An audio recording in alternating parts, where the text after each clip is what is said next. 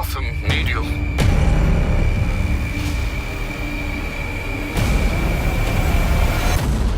You will bring death to all who follow you.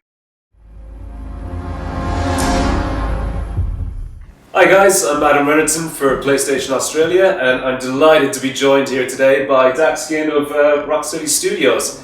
Dax, thanks very much for joining us. Good to be here. So we're here to talk, obviously, with about Batman Arkham Knight. How excited are you guys for it? Exhausted and excited in equal measure. You know, we've been working super hard for so long, and to get so close to the end of development and then thinking about the launch, and you do start to think about how other gamers and other players are going to find it, and that's the exciting bit. You know, we've obviously lived with this for so long that it's kind of terrifying to think it's soon going to be in other people's hands, and you can't control that. So yeah, it's exciting times. Excellent. So what was the most exciting part about developing the game? Probably next gen. You know, the transition into next gen and the horsepower that comes with that really allows you to do stuff that we've never been able to do before. So everyone on the team really had the opportunity to learn something new about working with such immense power. And you've got to be kind of responsible with that as well, though, because you can't just go bananas. You can't just do everything. You've got to choose where you spend that power.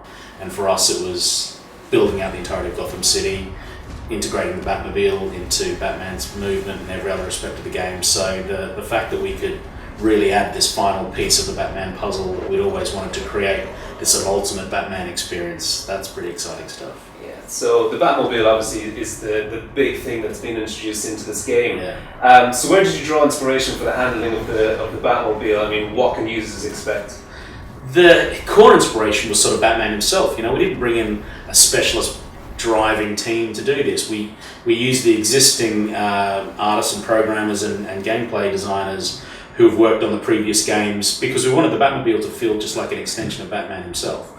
And the kind of integration of man and machine was really at the core of the idea of the new movement navigation model that we developed for it. So I think gamers are going to find that it feels more like a character than a car, and that was really what we're setting out to do. Excellent. So we now have the mechanism to get around Gotham City. I mean, you know, we used to have the grappling hook to propel us around the place. We now have the Batmobile. Yeah. How big is the actual map? I mean, are users really going to take their time getting around, just taking a look at it? Well, the options are there, whether you want to walk or run or glide or grappling glide or Batmobile about. So that's one of the big kind of empowering emotions we were going for, that sense of being able to choose any way you want to get around Gotham City. The map itself is pretty massive. You know, we built Arkham City to be 5 times bigger than Arkham Asylum, and then Arkham Knight is 5 times bigger than Arkham City. So it's 25 times bigger than the first game we made, and that was a lot of work bringing that together. You know, mostly the art team have just been killing themselves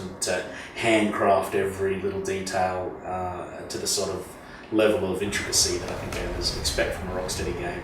Yeah, but it's huge. Being able to drive the Batmobile and just eject out and then glide along the skyline of Gotham City, it's an awesome feeling, very Batman feeling, but that's when you really get a sense of the size and scale of the game. Awesome. So, I mean, we have this massive map that we're going to be using for Arkham Knight, but you must have packed it with a lot of villains as well. I mean, we've seen the ones that have been confirmed so far, like Penguin, Scarecrow, Two-Face, the Riddler. Yeah. Are there any more surprises in store for gamers? Definitely yes. Am I going to tell you definitely no? Well, I mean, one of the major things, I mean, the game is named after him, but you've invented an entirely new character for the Batman universe. Yeah. He's here behind us now. It's the Arkham Knight. What can you tell us about him?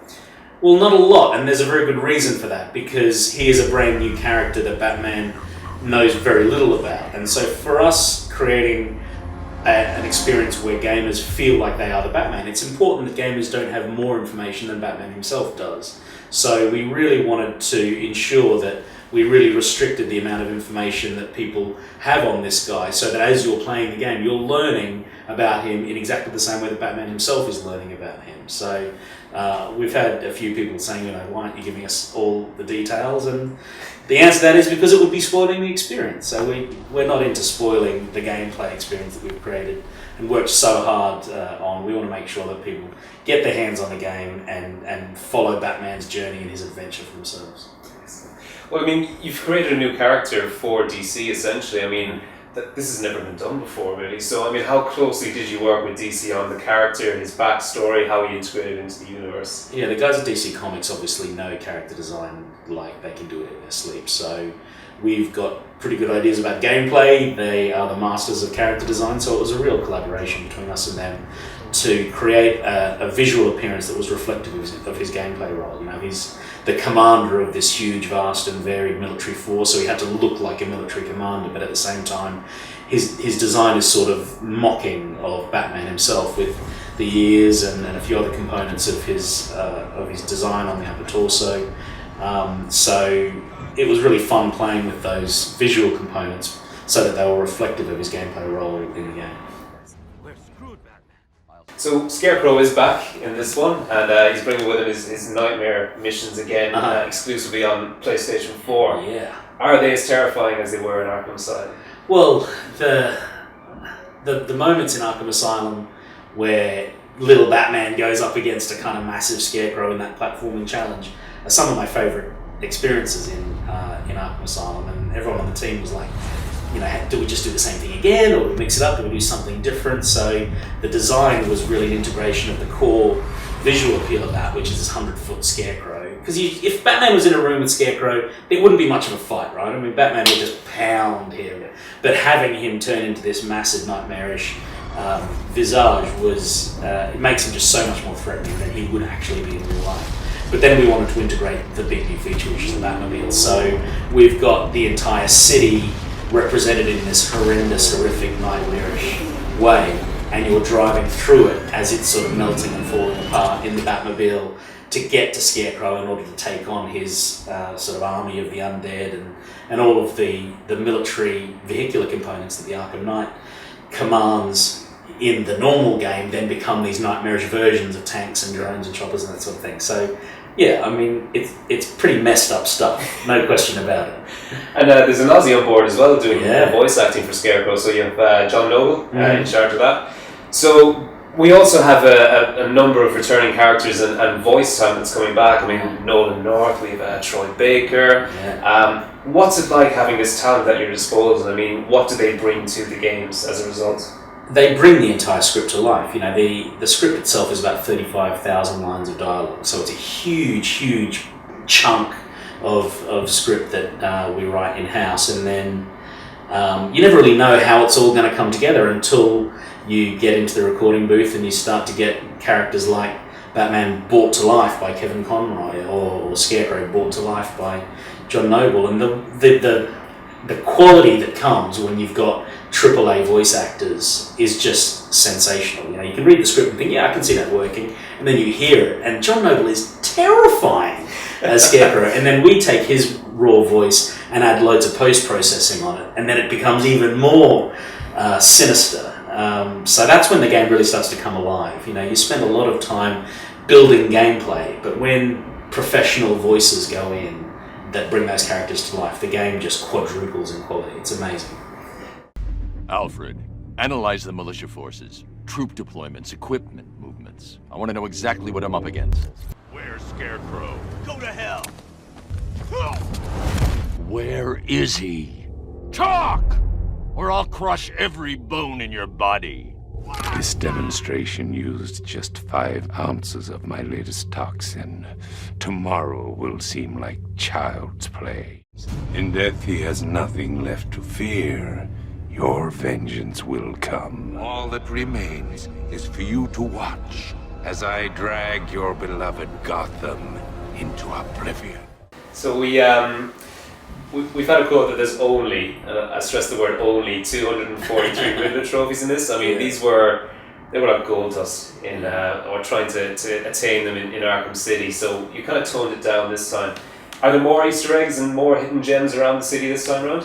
Yeah, we kind of went for a less and more approach with the Riddler trophies. So reducing the number but increasing the difficulty or the quality of those challenges.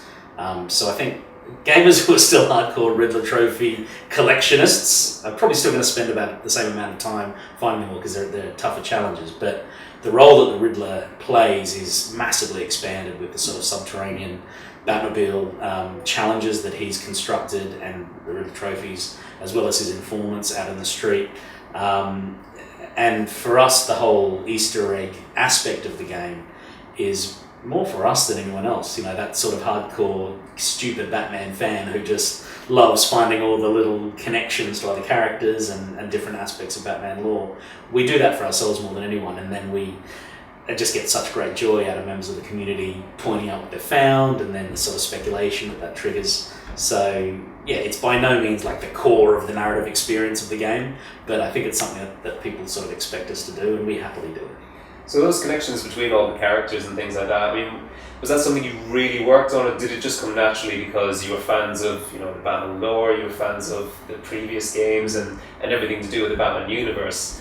Did you specifically have to write that in, or was it just, hey, this works with this or with this, and it just kind of came together? They do come together in a strange way, and because there's so much history now from Arkham Asylum through to Arkham Knight, we've got a lot to draw on, and I think it's really nice if, as a gamer, you are reminded of some aspect of a previous game in the series, and that sense of continuity of the story that gives you a sense of adventure. You know, you've been on this journey, Batman has been on this journey since the first game, and the echoes of his action, both in the future and in the past, give you that really lovely sense of it being a big deal. And we're coming to the end of the Arkham trilogy from our end, and I think gamers really will look back and think, yeah, it was a genuine adventure that Batman started off thinking, just another night in Arkham Asylum, this isn't going to be a big deal.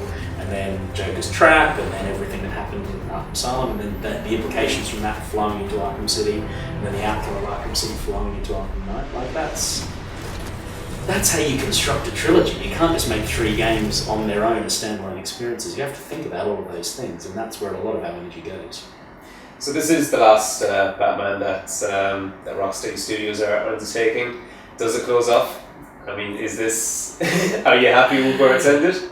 God, yes. It's so hard sort of thinking that this could be the end, because we've been obsessing about this for so long, and we honestly don't know what we're doing next. So I'm not going to say this is definitely the end of Batman, Rocksteady's time with Batman, because we genuinely don't know what the next thing is for the studio. But what we do know is that it will be very high quality, whatever we do, because that's fundamentally what we care about the most, is making incredibly high quality gameplay experiences. But we've spent a lot of time in the Batcave, and I think everyone on the team is sort of thinking, oh my god, I need to see some sunlight. Well, listen, thanks very much for talking to us today. We're absolutely hyped for Batman Arkham Knight on PlayStation 4, and I'm pretty sure all of Australia is as well. Thanks very much for joining us. My pleasure.